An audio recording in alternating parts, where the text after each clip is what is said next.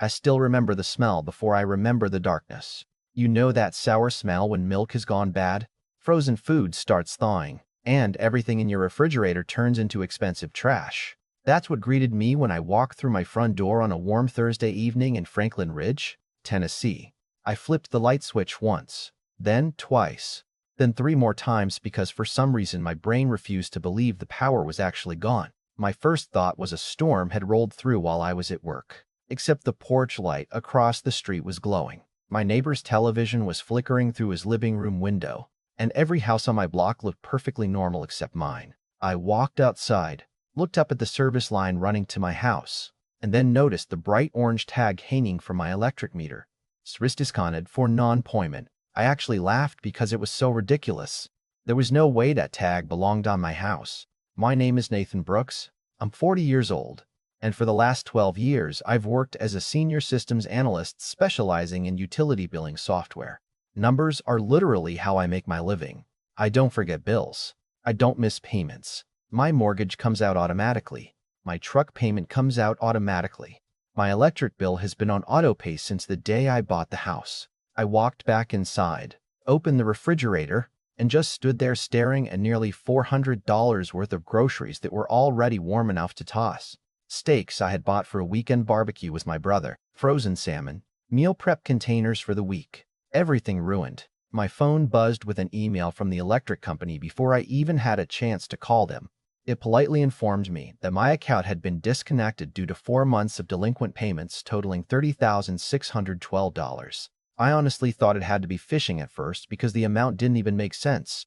My average electric bill barely cracked $200. Even in the summer, I logged into my bank account while standing in my dark kitchen and pulled up every payment from the last year. Every single one had cleared. Every confirmation number was there. Every withdrawal matched the statements. I grabbed my laptop, drove to the nearest coffee shop for Wi-Fi and air conditioning, and called customer service. After 42 minutes on hold, a woman named Denise answered with the kind of cheerful voice that somehow made everything more irritating. I explained the situation calmly. I gave her confirmation numbers, transaction dates, bank references. She interrupted me halfway through and said, "Sir, our records indicate you haven't made a successful payment since February."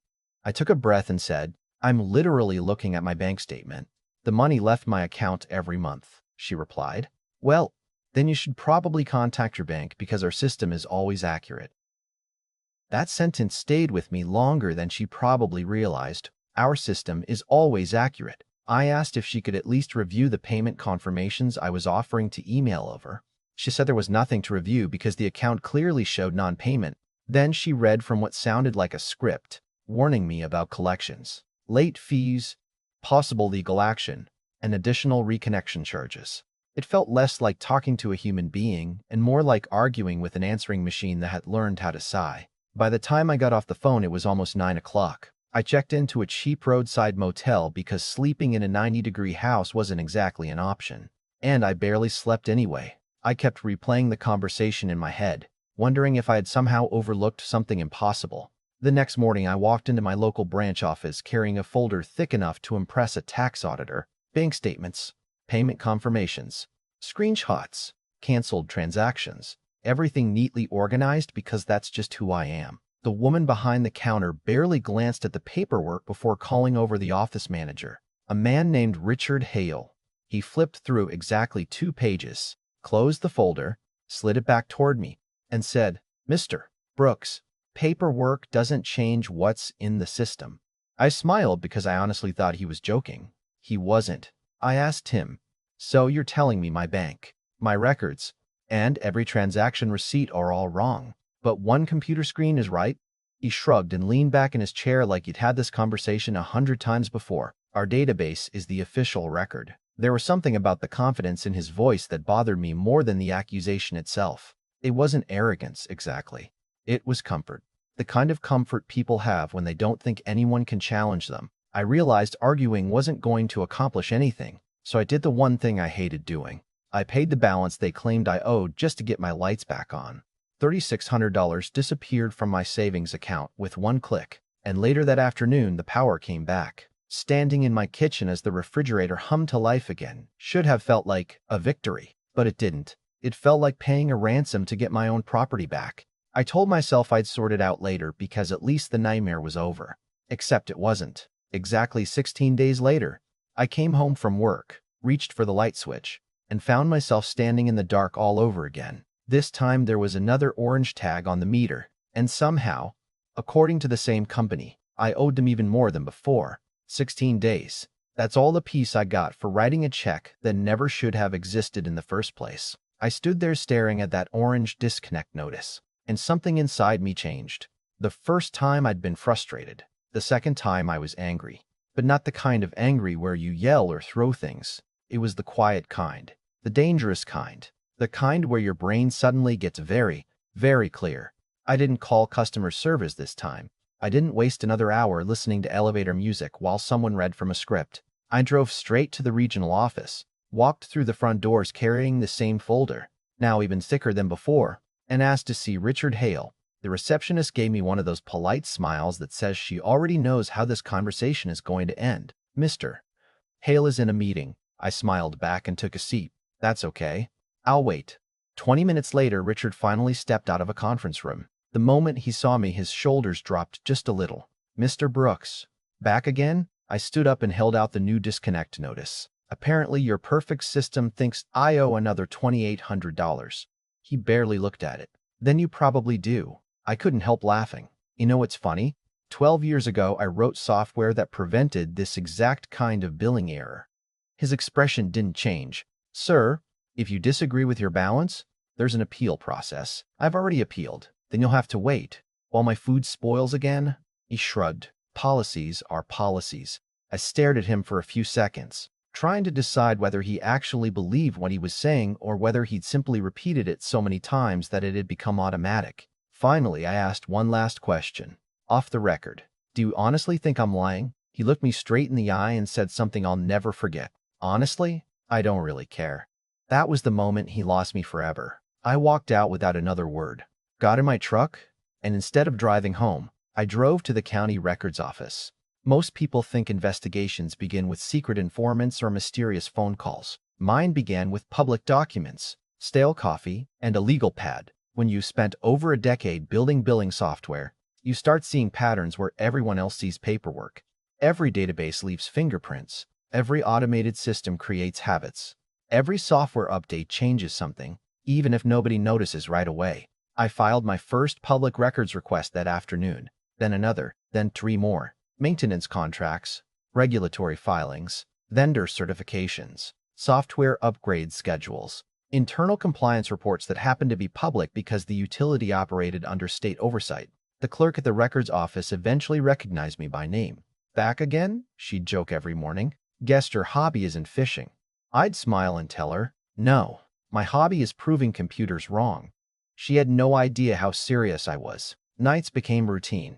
My dining room disappeared beneath stacks of documents, spreadsheets, printed invoices, regulatory manuals, and sticky notes covering every available surface. My younger sister Emily stopped by one Saturday carrying takeout containers and looked around my house like she'd walked into an FBI evidence room. Nathan, are you okay? She asked. You look terrible.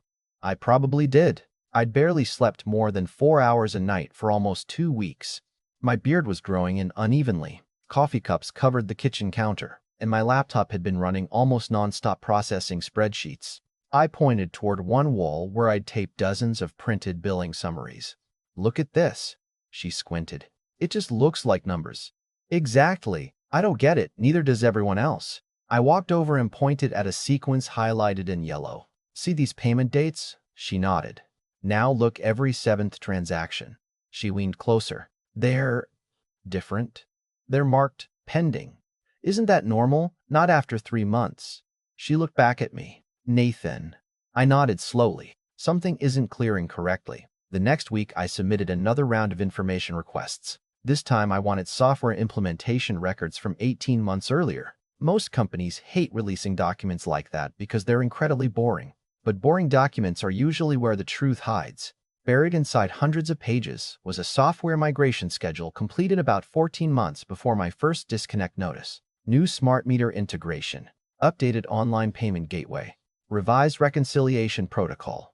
Nothing unusual at first glance, except the implementation dates lined up almost perfectly with something I'd already found buried inside billing records. I started writing code of my own, not to hack their systems because I had neither access nor interest in doing anything illegal, but to simulate how payment batches were processed based on publicly documented procedures. Every night I'd tweak another variable. Every morning I'd compare the results against actual customer complaints filed with the Public Utility Commission. Those complaints turned out to be gold. Hundreds of people had reported mysterious late notices even after paying online. Most had eventually given up and paid again just like I had. Some lost power. Others took credit score hits. A few even had liens threatened against their homes. Nobody connected the dots because every case looked isolated. Software bugs love isolation. They survive because victims never realize they're part of a much bigger picture. About a month into my investigation, I finally saw it. The pattern wasn't random at all. Every seventh online payment processed during specific reconciliation windows remained permanently flagged as pending instead of completed. The money left customers' bank accounts exactly as expected. But inside the utility's billing workflow, those transactions never reached the final paid status. The system automatically generated overdue notices, then late fees, then disconnect orders, then collection activity. I leaned back in my chair around 2:30 in the morning and just stared at my monitor. "No way," I whispered. Then I ran the numbers again. Same result. Again. Same result. Again. Same result. I wasn't looking at individual mistakes anymore. I was looking at a systemic failure. The next question kept me awake until sunrise. Did they know? Bugs happen. Every programmer knows that. Nobody writes perfect software. Honest mistakes don't automatically become fraud. But covering them up? That's something entirely different. But changed my investigation. Instead of asking what happened, I started asking who knew what happened. That answer took another 3 weeks. Regulatory meeting minutes, internal vendor correspondence attached to procurement filings, technical change requests, maintenance acknowledgments, tiny references buried inside hundreds of pages that nobody outside the industry would ever bother reading. Then I found it. One sentence inside a vendor support summary. Known reconciliation anomaly affecting selected online transactions. Permanent correction scheduled for future software revision. My heart started pounding. The document was dated 13 months earlier. They knew. At least 13 months before my lights were shut off the first time, somebody inside that company already knew payments could disappear inside their own system. I kept digging. More documents surfaced. Temporary workarounds discussed. Risk assessments completed. Internal estimates of affected accounts. Nobody ordered mass refunds. Nobody paused collections. Nobody suspended disconnects. Business continued exactly as normal, while customers kept paying twice for electricity they'd already paid for once. Emily came by again that weekend and found me sitting silently at the kitchen table, surrounded by highlighted documents. She didn't ask questions this time. She just poured me a cup of coffee and waited. Finally, I slid one paper toward her. "Read the highlighted part." She did. Her eyes slowly lifted toward mine. "Nathan." "Yeah, they knew." I nodded. "Looks that way." She sat down across from me. "What are you going to do?" I looked around at the mountain of evidence covering my house and answered quietly, "I'm done trying to convince the electric company." I closed the last binder, organized every document into chronological order, labeled every exhibit, indexed every supporting record, and addressed 3 certified envelopes. One was headed to the Tennessee Public Utility Commission. One was addressed to the Attorney General's Consumer Protection Division. The third went to the Office of Utility Regulation with a single cover letter that began with 7 words: "I had spent nearly 2 months earning the right to write. I believe your investigation should begin immediately." The investigation moved faster than I expected and slower than I wanted, which I guess is how real life usually works. For almost 6 weeks, I heard absolutely nothing except the occasional certified letter confirming my complaint had been received. Then one Tuesday morning, my phone rang while I was halfway through a meeting at work. The caller ID showed the Tennessee Public Utility Commission. I stepped into the hallway expecting another request for paperwork, but instead the investigator introduced himself, thanked me for the documentation, and asked one simple question. "Mr. Brooks, are you available this afternoon?" That was the moment I realized this had become much bigger than my electric bill. When I arrived at their office, there were 4 investigators waiting with binders that looked suspiciously similar to mine. One of them smiled and said, "You saved us several months of work." They spent nearly 3 hours walking through every spreadsheet, every timeline, every software simulation, and every public document I'd collected. Occasionally, one of them would stop me and ask, "How did you even think to look here?" I'd shrug and answer honestly, because that's where I'd hide the mistake if I didn't want customers to find it. About 2 months later, the commission executed a full regulatory audit of the utility company. They subpoenaed internal emails, server logs, software maintenance records, financial reports, and vendor communications. I wasn't part of the investigation anymore, which was strangely difficult. After living with this case every day for weeks, all I could do was wait. Emily called every few days asking if I'd heard anything. My brother joked that I'd accidentally started a war with the power company. Even Richard Hale disappeared. Every time I called the regional office, I was told he was unavailable or attending meetings. Then one Friday afternoon, the news finally broke. I was sitting in my truck eating lunch when my phone exploded with notifications. State launches enforcement action against Valley Energy Services. Audit uncovers widespread billing failures. Thousands of payment records under review. I opened the first article and just sat there staring at the screen. The audit had confirmed exactly what the evidence suggested. The payment processing defect had affected well over 1,000 customer accounts over more than a year. Internal reports showed management had been notified long before corrective action was taken. Yet disconnects, collection notices, and late fees continued anyway. By the time refunds, penalties, and mandatory reimbursements were added together, the financial impact reached hundreds of thousands of dollars, with additional civil penalties imposed by regulators. A few days later, I received another certified envelope. Inside was a reimbursement check covering every dollar I'd been forced to pay, plus interest, corrected billing adjustments, reimbursement for spoiled food, and compensation for documented damages to my credit profile. It wasn't enough to erase months of frustration, but it was enough to prove I hadn't imagined any of it. The utility also removed every false delinquency from my account, and within a few months my credit score recovered almost completely. Then came the part I never expected. A law firm handling a growing class action lawsuit contacted me and asked if I'd be willing to provide testimony about how I uncovered the billing defect. Apparently, hundreds of other customers had experienced nearly identical situations, but assumed they'd simply made mistakes. Some had borrowed money from family members to avoid disconnection. Others had paid the same bill 2 or even 3 times because they believed the company couldn't possibly be wrong. Hearing those stories bothered me more than anything that had happened to me personally. Losing power for a couple of days was frustrating. Watching ordinary people blame themselves because they trusted a broken system was something else entirely. A few months after everything settled, I walked into the same regional office where Richard Hale had once looked me in the eye and said he didn't really care whether I was telling the truth. He wasn't behind the counter anymore. Another employee politely informed me he'd left the company during the investigation. Whether he resigned or was asked to resign, I honestly don't know. And at some point I realized it didn't matter. Accountability isn't always watching someone get handcuffed. Sometimes it's watching the confidence disappear from people who believed nobody would ever question them. Before I left, the young woman at the reception desk smiled and said, "Is there anything else we can help you with today, Mr. Brooks?" I looked around the office for a second and smiled back. "No, I think everything's finally working the way it should." Walking outside into the afternoon sun, I couldn't help thinking about how differently this story could have ended. If I'd simply paid the bills and moved on, none of this would have been discovered when it was. If I hadn't happened to understand billing systems, maybe thousands more customers would have kept blaming themselves for a problem they didn't create. That's the part that still sticks with me. Companies love telling us computers don't make mistakes, but computers only do what people tell them to do. And when people discover something is broken, they have a choice. They can fix it, or they can hope nobody notices. So here's the question I want to leave with you.